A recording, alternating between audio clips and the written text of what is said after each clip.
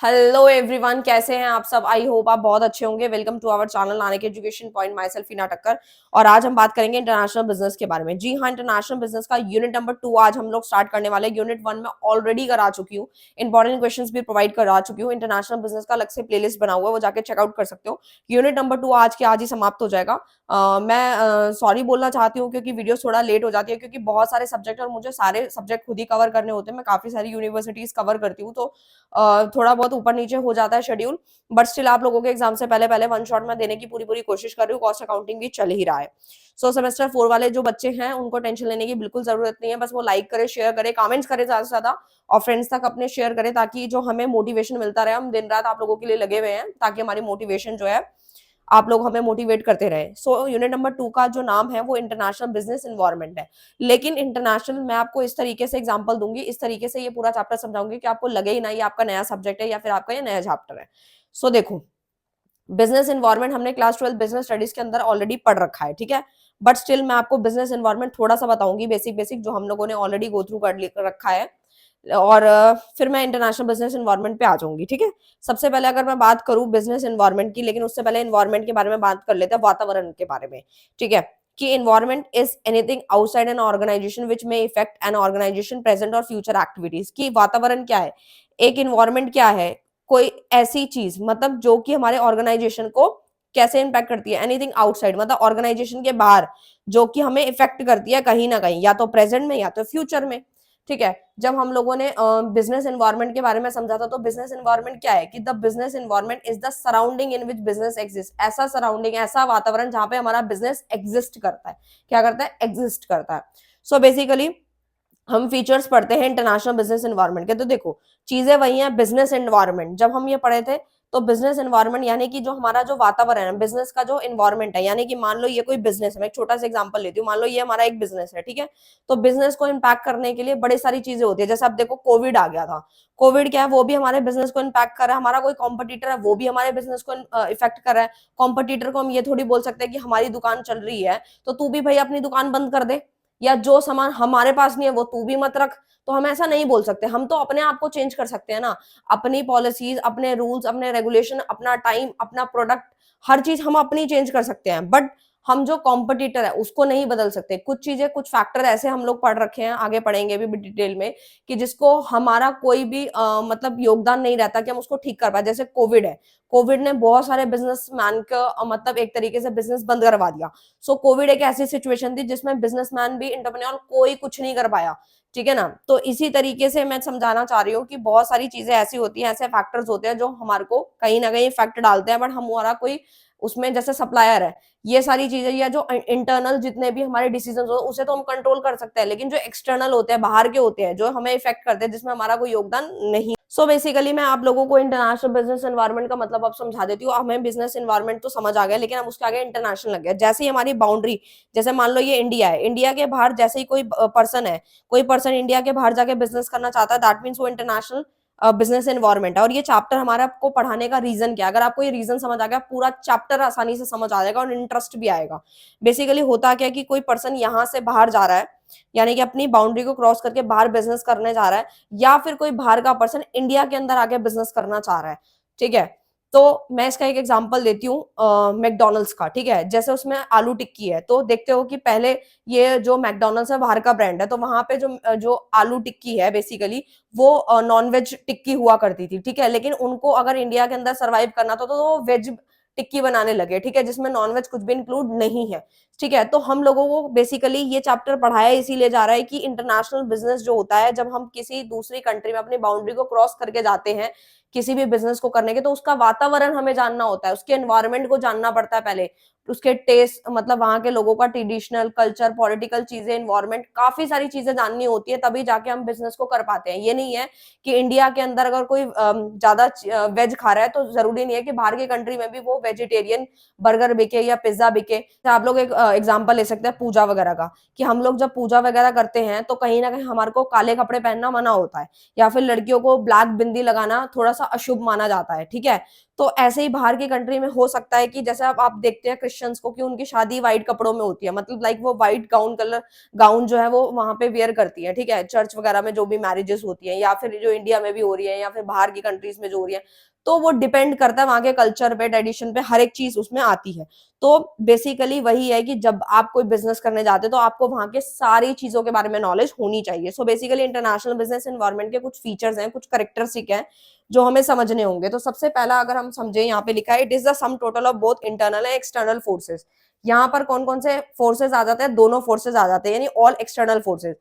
जैसे कि factor outside business organization included business environment, जितने भी फैक्टर जो होते हैं बिजनेस के आउटसाइड जो है वो सारे के सारे बिजनेस एनवायरनमेंट को इंक्लूड करते हैं, ठीक है, ये आपको अच्छे से समझ गया। एनवायरनमेंट जो होता है, forces are always dynamic not controllable, यानी डायनेमिक होता है, हम उसको कंट्रोल नहीं कर सकते। अभी मैंने आपको एग्जांपल दिया, कोविड ले लो या कोई भी एग्जांपल ले सकते हो आप, ठीक है, वेदर मूविंग रैपिडली और slowly, vary from region to region, ये बात भी सही है। मैंने अभी इंडिया का एग्जांपल दिया, या किसी बाहर के कंट्री का ले सकते हो कि हो सकता है कि यहाँ पे जो है कुछ और ट्रेडिशन चलता हो सकता है दूसरी कंट्री में कुछ अलग चलता हो, कनाडा ले सकते हो आप, ठीक है, तो हर चीज अलग अलग होती है, ठीक है। It include specific as well as general forces to all the firm, जैसे कि इसमें ये समझाने का मतलब है कि जो हमारे कुछ फोर्सेस होते हैं, जैसे स्पेसिफिक क्या होता है, स्पेसिफिक नाम से ही क्लियर है, ये इफेक्ट करता है आपके बिजनेस को, और general all the business, general का मतलब वो सारे बिजनेस को इम्पैक्ट करेगा। मैं जनरल का एक एग्जांपल देती हूँ आप लोगों को। जनरल का मतलब है कोविड आया, सारे बिजनेस को वो इफेक्ट कर गया ना, और नाम से क्लियर है स्पेसिफिक, स्पेसिफिक का मतलब होता है वो सिर्फ आप ही को इफेक्ट कर रहा है, सिर्फ आप ही के बिजनेस को इम्पैक्ट कर रहा है। जैसे कि आपका बिजनेस है, चाहे इंटरनेशनली है, ठीक है, तो आपने अगर प्रोडक्ट अच्छा नहीं दिया तो आपकी दुकान बंद हो रही है ना, तो यानी कि वो स्पेसिफिक फोर्सेस है। अगर सबकी दुकानें बंद हो रही हैं, सबकी दुकान नहीं चल रही है, सामान नहीं बिक रहा, दैट मींस वो जनरल फोर्सेस। आई होप आपको क्लियर होगा। Changes in business environment create uncertainty, threats, opportunity for marketers, यानी कहीं ना कहीं बहुत सारी चीजें देखने को मिलती है, मार्केटर के पास अपॉर्चुनिटीज भी आती रहती है। बिजनेस एनवायरनमेंट में जब चेंज आता है तो बहुत सारी चीजें होती है, अनसर्टिनिटी भी देखने को मिलती है, कहीं बाढ़ आ गई, ठीक है, या भूकंप आ गया, कुछ भी हो गया, कोविड आ गया, ठीक है, या सीजन चेंज हो गया, कुछ भी हो गया, थ्रेट्स वगैरह, खतरा वगैरह रहता है उस केस के अंदर, ठीक है। फैशन है, फैशन में भी टेंशन लगी रहती है कि आज ये चल रहा है, कल ये चलेगा या नहीं चलेगा।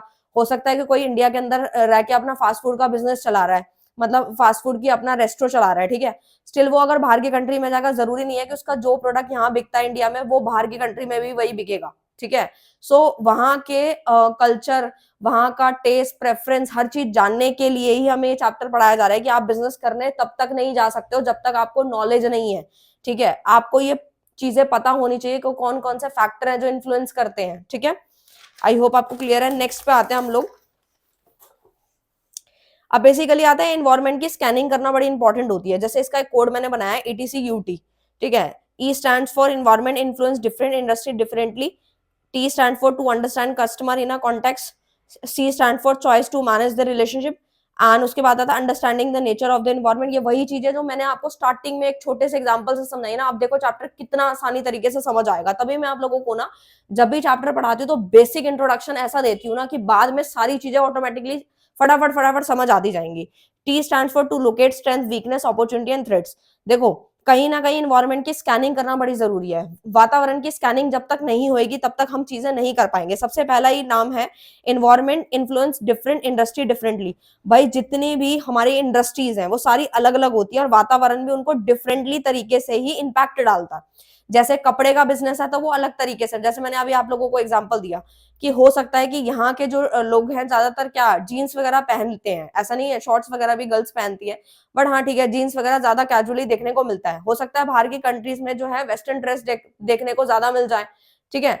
अगर आप दूसरी कंट्रीज में, हो सकता है कि जहाँ मुस्लिम कंट्रीज जो होती हैं लाइक मलेशिया है या कोई दूसरी कंट्रीज हैं जिसमें मुस्लिम लोग ज्यादा रहते हैं, तो उसमें हो सकता है बुरखा देखने को ज्यादा मिल जाए, ब्लैक क्लोथ्स देखने को मिल जाए। जबकि हमारे में इंडिया में ब्लैक कपड़े को अशुभ माना गया है, लेकिन वहां पे हो सकता है उनको ब्लैक कलर बहुत अच्छा लग रहा है, वो पहन भी रहे हैं मजे से, ठीक है। सो ये चीज बड़ी डिपेंड करती है कि आप बिजनेस जब करने जाओगे तो वो चीजें आपको सोचनी पड़ेंगी। तो इंडस्ट्री पे भी डिपेंड करता है कि आप किस इंडस्ट्री में जा रहे हैं, किस चीज में जा रहे हैं। To understand customer in a context, आपको कस्टमर को समझना बड़ा जरूरी है, कस्टमर के टेस्ट प्रेफरेंस को जानना बड़ा जरूरी है। अब मैं बहुत सारे एग्जांपल्स दे चुकी हूँ, choice to manage the relationship, आपके पास कहीं ना कहीं आपको मैनेज करके चलना है रिलेशनशिप को, बहुत सारी चीजें देख के कि कौन सी चीज हमारे लिए बेहतर है, कौन सी हम दे सकते हैं, किससे आउटपुट ज्यादा क्रिएट होगा, तभी आप कॉम्पिटिटर एक अच्छे कॉम्पिटिटर की तरह काम कर पाएंगे, नहीं तो आप वहीं पे फेल हो जाएंगे। और आपको बहुत सारी चीजें पता होनी चाहिए। Understanding the nature of the environment, आपको वातावरण का नेचर भी पता होना चाहिए कि किस तरीके से इम्पैक्ट डालता है। टू लोकेट स्ट्रेंथ, आपको पता होना चाहिए वीकनेस, अपॉर्चुनिटी, थ्रेट्स, क्या खतरा हो सकता है। ये नहीं है कि हमने ये सोच लिया जी हम तो बिजनेस करेंगे, हमें तो फायदा ही फायदा होगा, खतरा तो कोई है ही नहीं, या फिर वहां के जो जितने भी कानून है वो हमें पता ही नहीं है। ठीक है, अब सिंगापुर आप ले सकते हो, वहां पे जो सिगरेट्स वगैरह होती है, वहां पे सिगरेट भी आपको डस्टबिन के पास खड़े होकर पीनी पड़ती है। ठीक है, या और भी आप देख सकते हो, कोई भी बहुत सारे एग्जांपल्स हैं, कोई भी दे सकते हो आप, कोई भी कंट्री का दे सकते हो। सो बेसिकली ऐसा नहीं है कि हमने बस फायदा फायदा सोच लिया कि नहीं भाई आउटपुट वहां अच्छा मिलेगा, अच्छे डॉलर्स मिलेंगे। ठीक है, हर कंट्री के अलग अलग करेंसीज होती है कि हमें आउटपुट अच्छा मिलेगा, लेकिन उसके लिए आपको इनपुट भी अच्छा देना पड़ेगा। इनपुट ये नहीं कि मनी में दे रहे हो आप, ठीक है, डॉलर्स में दे रहे हो, ठीक है, आप इन्वेस्टमेंट करो, बट स्टिल वहां के जितने भी लॉज हैं, रूल्स हैं, रेगुलेशंस हैं, मार्केट है, हर एक चीज को समझना पड़ता है। ठीक है, स्कैनिंग करना मोस्ट इंपॉर्टेंट है। नेक्स्ट आता है एनालाइजिंग द इन्वायरमेंट, आप इन्वायरमेंट को, वातावरण को एनालाइज भी करोगे, जिसको आपको याद रखना है पेस्ट से। Paste for P stand for political, E stand for economic and S stand for social culture and T stand for technology. और एक और मैंने यहाँ पे ऐड कर दिया कल्चर का। तो बेसिकली अगर आपने ये समझ लिया तो समझ लेना पूरा चैप्टर समझ लिया। वैसे तो यहाँ पे थोड़ा शॉर्ट में दिया हुआ है आपकी बुक में, लेकिन कल्चर को काफी ज्यादा डिटेल में करा रखा है, वो मैंने आपको अच्छे से समझा दूंगी अभी। ठीक है, तो सबसे पहले वातावरण के बारे में हम समझ लेते हैं, पॉलिटिकल क्या होता है। नाम से हमें क्या समझ आ रहा है, पॉलिटिकल। पॉलिटिकल इन्वायरमेंट होता क्या है, ठीक है, वैसे तो हम ये पढ़ चुके हैं, बट स्टिल मैं दोबारा पढ़ा रही हूँ, ये आपने 12th में पढ़ रखा है। पॉलिटिकल इन्वायरमेंट में आता है all the factor related to government affair, जितने भी हमारे गवर्नमेंट अफेयर से रिलेटेड जितने भी फैक्टर्स आते हैं वो सारे पॉलिटिकल के अंदर कंसीडर होते हैं। जैसे पावर हो गई गवर्नमेंट की, रूल्स हो गए, ठीक है, ये सारी की सारी जितने भी रूल्स रेगुलेशंस बनते हैं। नेक्स्ट आता है इकोनॉमिक। इकोनॉमिक एनवायरनमेंट क्या बोलता है, all the forces and factors which directly influence the economy of your country, कि आपकी कंट्री जो है बेसिकली कौन कौन से फैक्टर आपको डायरेक्टली इन्फ्लुएंस करते हैं, वो सारे इकोनॉमिक के अंदर आते हैं। क्या आते हैं, इकोनॉमिक के अंदर आते हैं।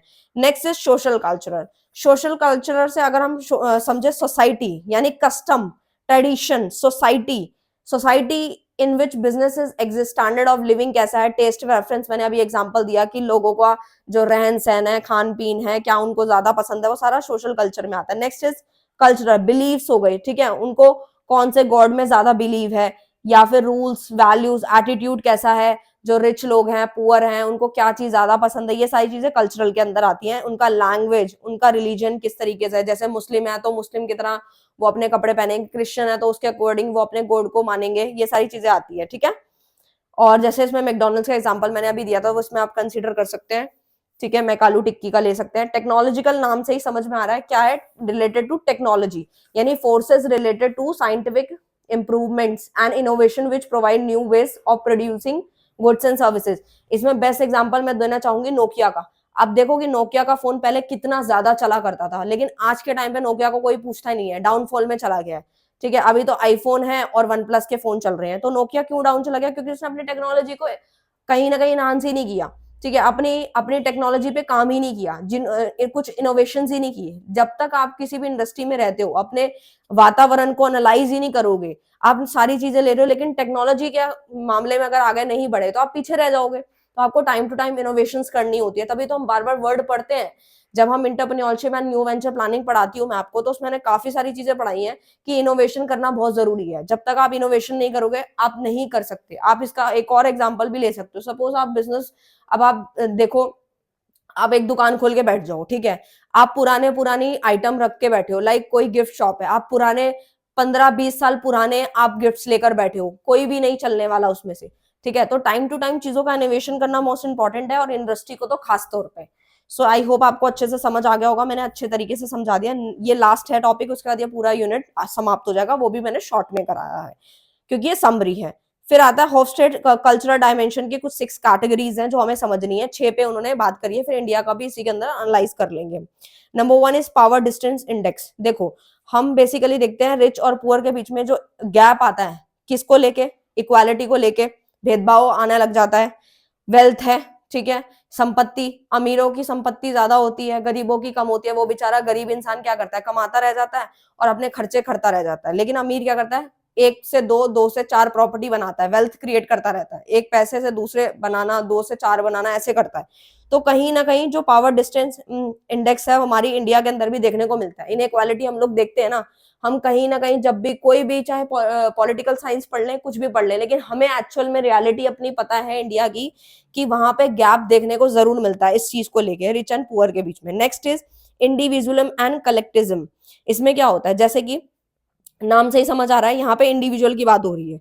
इंडिविजुअलिज्म मतलब है इंडिविजुअल की बात हो रही है। जैसे हम कहते हैं कि हम कोई भी मी, अब मैं पे बात आ जाती है कि हम कोई भी काम करेंगे मैं खुद करूंगी या मैं खुद करूंगा, मैं किसी को इन्वॉल्व नहीं करूंगा। जैसे हम कुछ भी काम करते हैं तो आजकल हम देखते हैं हमारे अंदर ये ईगो रहता है कि हम किसी से डिसीजन क्यों ले या हम किसी से डिस्कशन क्यों करें, ये काम हम खुद ही कर लेंगे, ठीक है। लेकिन जो कलेक्टिज्म होता है उसमें आता वी वर्ड आता है। जैसे क्रिकेट टीम है तो वो कहीं ना कहीं हमारे इंडिया के लिए खेल रही है, ठीक है। तो ये कलेक्टिज्म है, ठीक है। तो ये है। नेक्स्ट आता है अनसर्टिनिटी अवॉइडेंस टैक्स। इसमें क्या होता है, बहुत सारे लोग ऐसे होते हैं जो रिस्क लेने से डरते हैं और कुछ ऐसे होते हैं जो बहुत बड़ा रिस्क ले लेते हैं। इसका बेस्ट एग्जांपल मुझे जो लगता है शेयर मार्केट है, ठीक है। शेयर मार्केट भी आप इसका एग्जांपल ले सकते हैं, ठीक है। नहीं तो आप देखते हैं बिजनेस, बिजनेस का देख लो। कुछ लोग होते हैं कि उनके पास बहुत ज्यादा फंडिंग होती है, अगर उनके पास 10 रुपए तो 10 के 10 वो बिजनेस में लगा देते हैं क्योंकि वो रिस्क लेना जानते हैं। और कुछ लोग ऐसे होते हैं जिनके पास 10 रुपए हैं, वो सिर्फ 5 रुपए लगाना जानते हैं और 5 रुपए बचाना चाहते हैं। वो चाहते हैं, उनको डर लगा रहता है कि यार सारे पैसे डूब तो नहीं जाएंगे, तो 5 लगाते हैं, 5 सेव करके रख लेते हैं। दैट मीन्स वो पर्सन टू पर्सन डिपेंड करता है कि वो कितना रिस्क लेना चाहता है, ठीक है। नेक्स्ट आता है आपका मैस्कुलिनिटी एंड फेमिनिटी, जिसमें अंदर मेल एंड फीमेल की बात होती है। आप देखते हैं इंडिया के अंदर है या कोई भी कंट्री का एग्जांपल ले सकते हैं कि कभी कभार क्या होता है, कुछ कंट्रीज में होता है जैसे कि फीमेल को पहले, अब हमने फ्रांस की जितनी भी हिस्ट्री पढ़ी है उसमें हम देखते थे वुमेन्स को बिल्कुल राइट नहीं होगा करता था एक टाइम पर, मतलब काफी सारी कंट्रीज में नहीं होता था। मतलब वुमेन को बिल्कुल कोई योगदान नहीं था, वोट वो नहीं दे सकती थी, पढ़ाई का अधिकार नहीं था। इंडिया में भी देख सकते हो बहुत सारी चीजें थी। तो अभी आज के टाइम अगर हम बात करें तो कहीं ना कहीं कुछ कंट्रीज आजकल तो हम यही कहते हैं कि सब बराबर है, सब बराबर है, लेकिन कहीं ना कहीं इनइक्वालिटी फिर भी देखने को मिल जाती है। बट स्टिल यहाँ पे बात आती है मेल और फीमेल की, कि किसी किसी में होता है कि घर के जो डिसीजन होते हैं वो ज्यादातर मेल ही लेते हैं, लेकिन आजकल क्या है कि कुछ होता है कि फीमेल्स भी ले लेती हैं। इस तरीके से वो डिपेंड करता है। तो इंडिया के अंदर हम कुछ कुछ देखने को हमें इनमें से मिक्सअप मिलता है, ठीक है।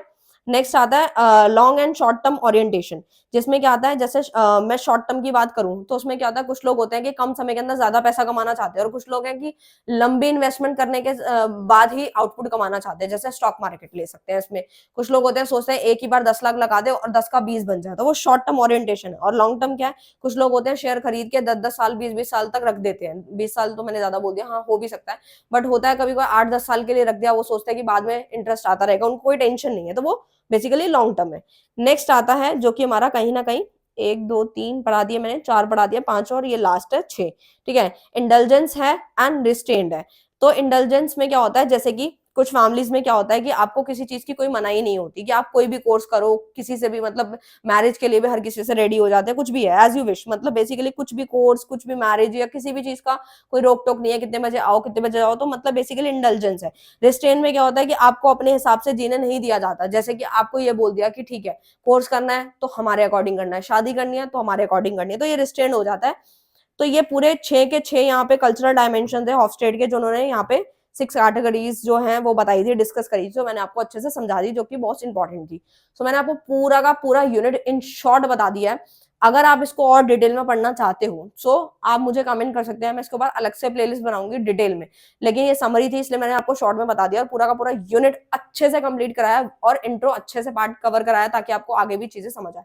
सो मिलते हैं यूनिट नंबर 3 के साथ, तब तक के लिए लाइक शेयर कमेंट कर दीजिएगा। मिलते हैं नेक्स्ट वीडियो में नेक्स्ट टॉपिक, तब तक के लिए bye bye, thank you so much.